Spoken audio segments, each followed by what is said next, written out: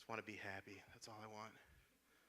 Which is why I want you guys to understand why it's important to look at the good side of cancer.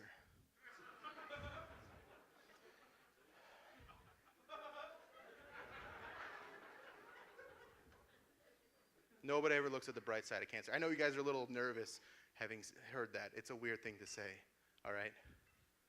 It's not. I'm doing it. Listen, right now, I'm Aladdin, you're Jasmine. I'm going to take you on a magic carpet ride. I'm going to show you a whole new world. Do you trust me? Or pretend it's the Terminator. Come with me if you want to live. I think that's what it was. Or hold on to your butts. Whatever 90s movie reference you need to be on board for this bit, get ready, because it's fucking weird. But the point is, nobody ever looks at the good side of cancer. There are good things that come from cancer. I know it's a terrible disease. I've experienced it in my own life. It sucks. But there are good things. People get inspired. People get put on a clock. They get a little cancer panic, and they do something inspirational. They do something because they want to leave the world with one more thing. Steve Jobs, he got cancer, and he's like, oh, that sucks. iPod, iPhone, iPad. Now we can jerk off anywhere. Thank you, cancer. Walter White. Yeah. Maybe don't cheer that much. He was fake. But that was a really good show. And if there's no such thing as cancer, there's no Breaking Bad. Thank you, cancer.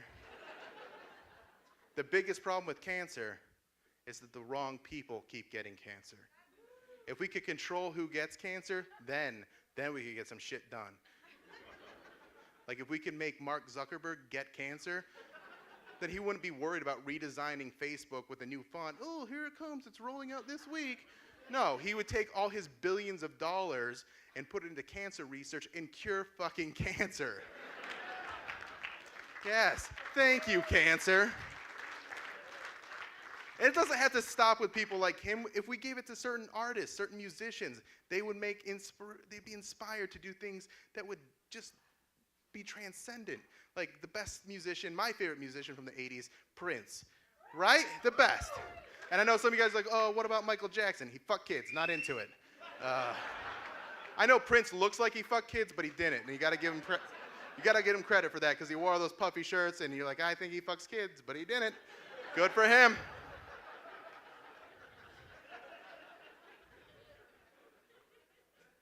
But if Prince became a Jehovah's Witness and then his music got mediocre, it's still okay, but it's not Prince music anymore. But if you give Prince cancer, he forsakes his stupid religion and makes music so good that when you listen to it, you come in your pants. Just imagine that. People walking around with earbuds in, guys, and girls like, I don't know what it sounds like when a girl comes.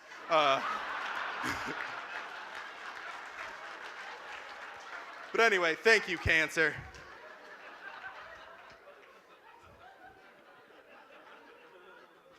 My favorite thing in the whole world is comedy. I love it more than anything. It's my favorite. I respect it. I love it. I want it to be more important than it is to people. And one of the most successful comedians over the past 10 years is Jeff Dunham. He's a ventriloquist. And while he is, hold on. That's fine that you like him.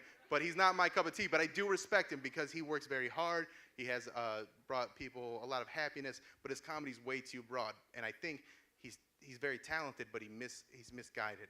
He wants to just do easy things. The honesty, yeah, that's funny, but it's too easy. I want Jeff Dunham to get cancer, and then he'll do comedy that's different and unique, right?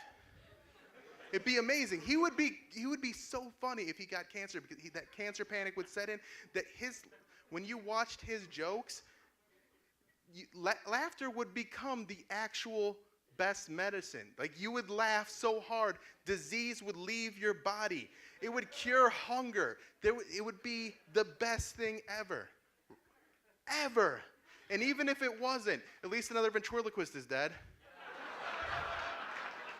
Thank you, cancer.